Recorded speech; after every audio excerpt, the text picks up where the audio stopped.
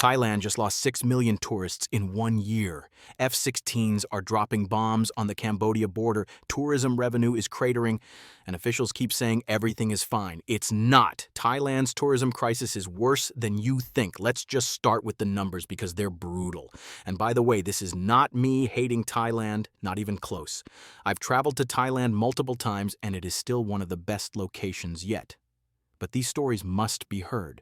So Thailand welcomed 33 million tourists in 2025.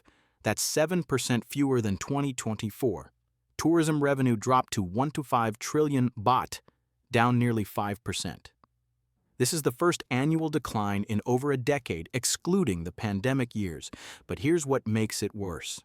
The Thai government originally forecast 39 million arrivals for 2025. They missed by 6 million tourists. That's not a rounding error. That's a complete failure of projection. And it gets worse as the year progressed. By late 2025, arrivals were down nearly 10% compared to 2024. That's not a slowdown. That's a collapse. The government keeps revising forecasts downward. First, it was 39 million, then 5 million, then 4 million, then 33 million. Each revision came with reassurances that things would stabilize. They didn't. Revenue targets followed the same pattern. Originally, 2.3 trillion baht, revised to 2 trillion, then 1 trillion. The government kept moving the goalposts and still couldn't hit them. Meanwhile, competitors are thriving. Malaysia saw tourism increase 14% in 2025. Vietnam broke records with 20 million visitors and is racing ahead with fresher experiences and better value. Even Japan, despite over-tourism concerns, is outperforming Thailand. The region is booming. Thailand is the only major Southeast Asian destination going backward. And officials won't admit why. Now let's talk about the kidnapping crisis, because this is where things get truly disturbing. On January 3, 2025, Chinese actor Wang Xing arrived at Bangkok's airport expecting a casting call for a major Thai film production. Instead, he was escorted through airport security, put in a vehicle, and driven 500 kilometers to Mae Sot on the Thai-Myanmar border. He was then smuggled into Myanmar and taken to KK Park in Mayawati, a notorious scam compound run by Chinese crime syndicates. His head was shaved, he couldn't sleep. He was forced to type on a computer, the first phase of training to become a scammer. For 3 days, Wang lived in terror. His girlfriend posted desperate pleas on Weibo, China's version of Twitter. Chinese celebrities amplified the message. Millions of people saw the story. Chinese and Thai authorities scrambled to respond. On January 7th, Wang was rescued near the border. Thai police staged a photo op where they had him tell media, in English, that Thailand was safe. It was damage control theater, but the damage was done. Flight cancellations from China to Thailand surged 150% that weekend. 10,000 Chinese tourists canceled trips during the Lunar New Year holiday period, traditionally Thailand's busiest time for Chinese visitors. Travel agencies reported bookings could drop as much as 20%. Chinese tourists arriving in Thailand were terrified. One 29-year-old told reporters he came to Thailand secretly without telling his family because they would have forbidden the trip. Another said he and his friends avoided speaking Chinese in public so kidnappers wouldn't target them. Hong Kong singer Eason Chan canceled his sold-out Bangkok concert scheduled for February, citing safety concerns for Chinese fans. The concert organizer explicitly mentioned safety issues concerning Chinese citizens traveling to Thailand. And here's the truly horrifying part. Wang's case isn't isolated. A joint petition from families of 174 Chinese nationals missing in Myanmar went viral on Chinese social media immediately after Wang's rescue. That petition now includes over 1,200 victims, 1,200 people missing, presumed trafficked to scam compounds. The UN estimates over 100,000 people have been trafficked into Cambodia and another 120,000 into Myanmar. These compounds generate nearly $3 trillion annually in illegal profits, according to Interpol. They're industrial-scale criminal operations, many run by Chinese crime syndicates. And Thailand?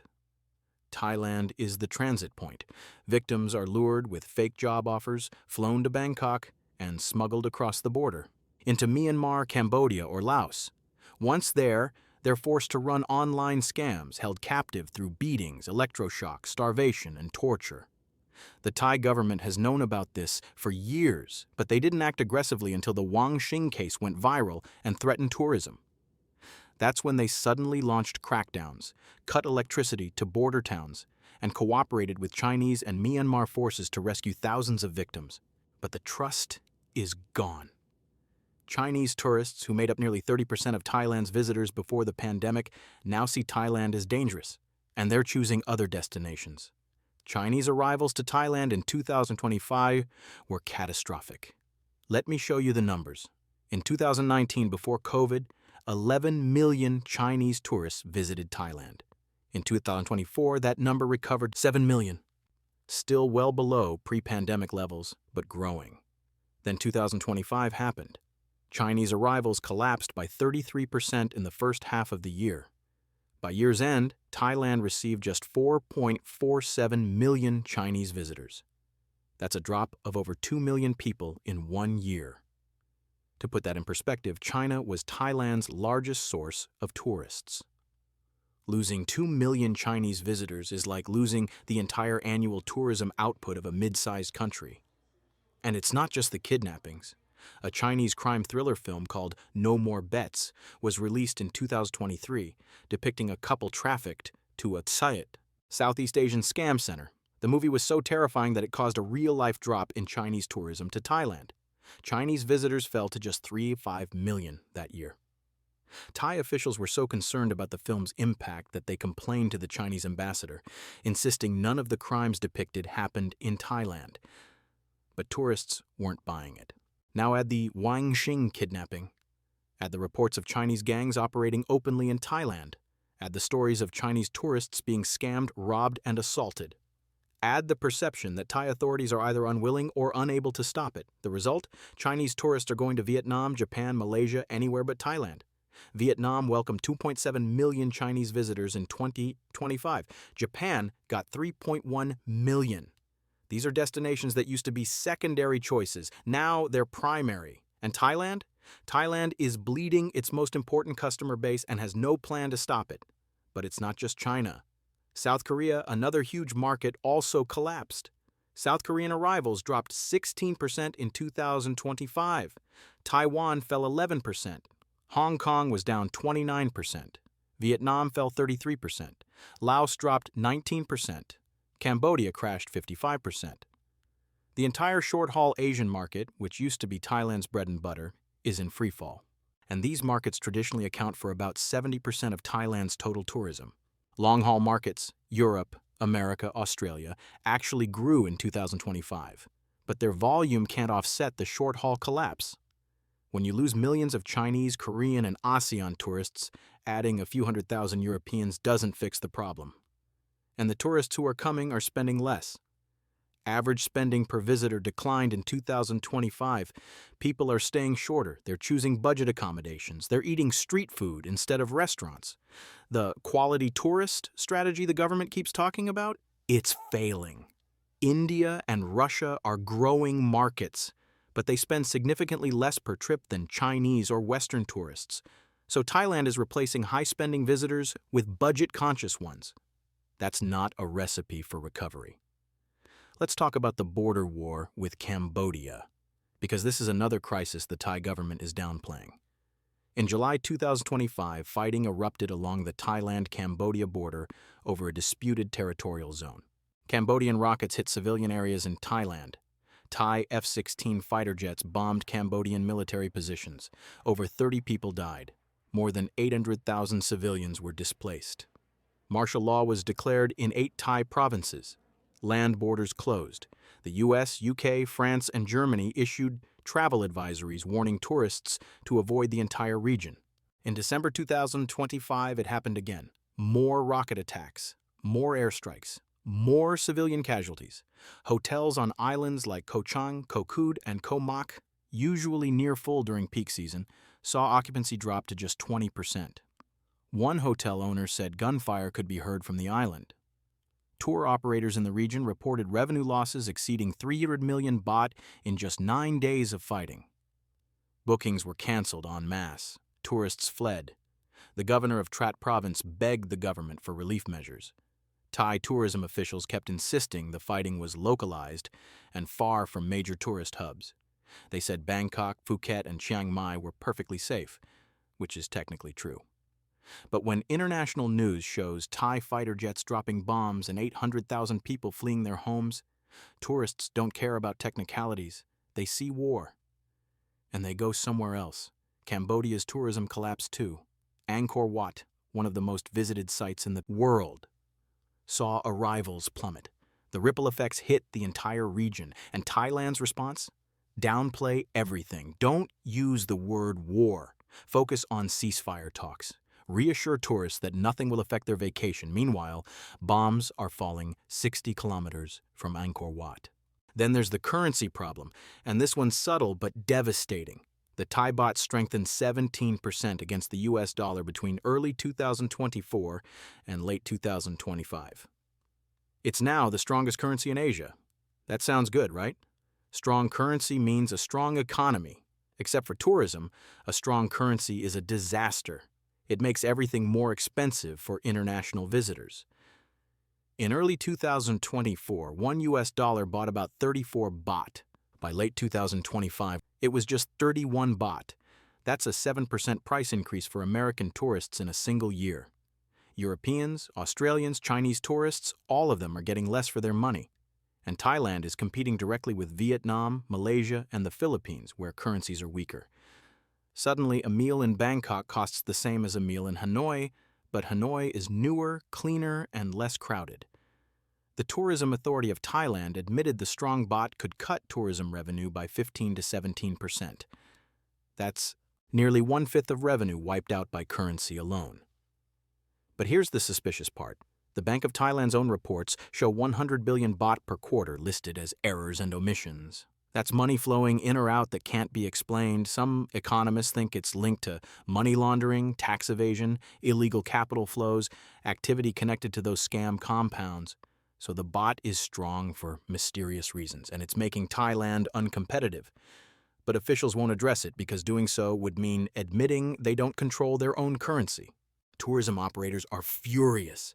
They're begging the government to manage the exchange rate, but the central bank says market forces are driving it, and those market forces might include billions in illicit scam money flowing through the Thai banking system.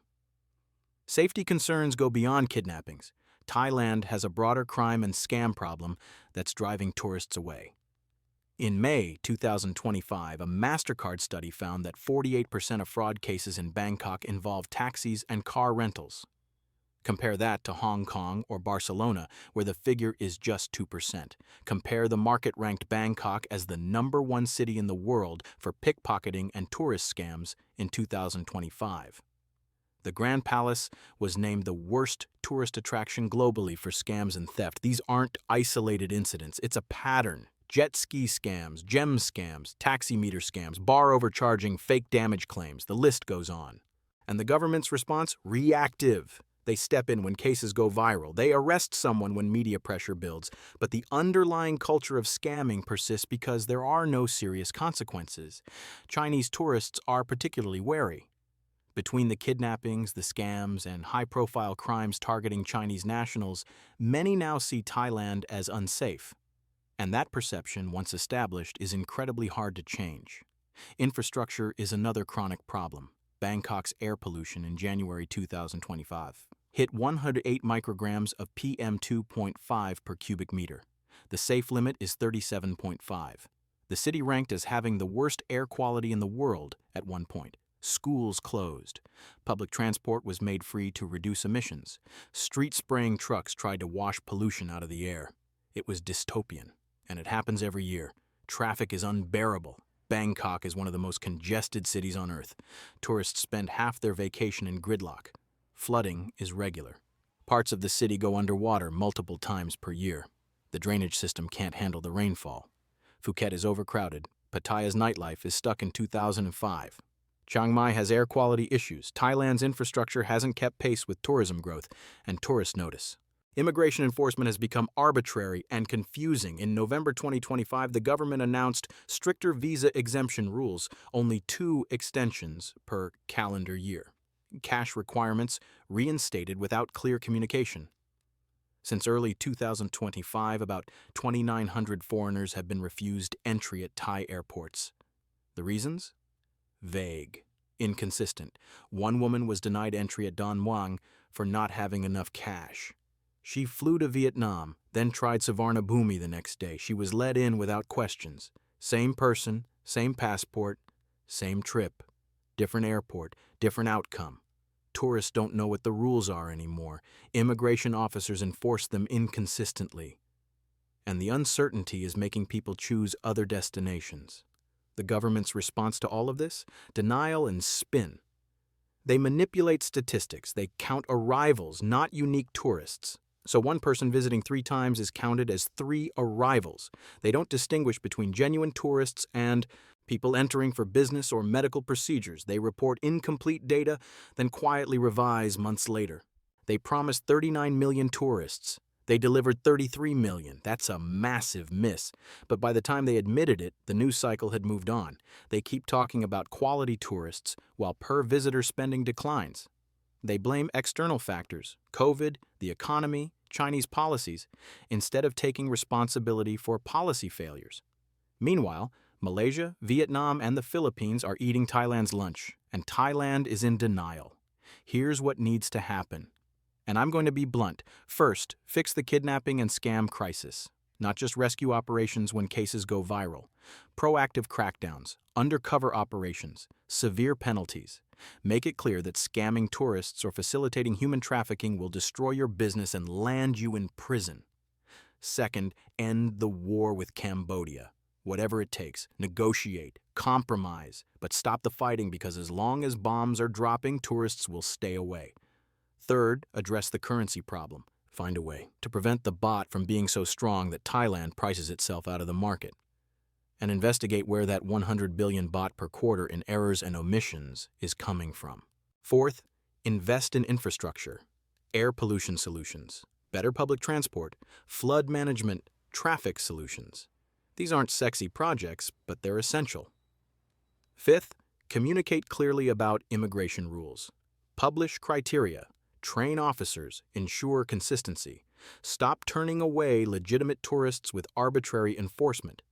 Sixth, diversify the tourism base.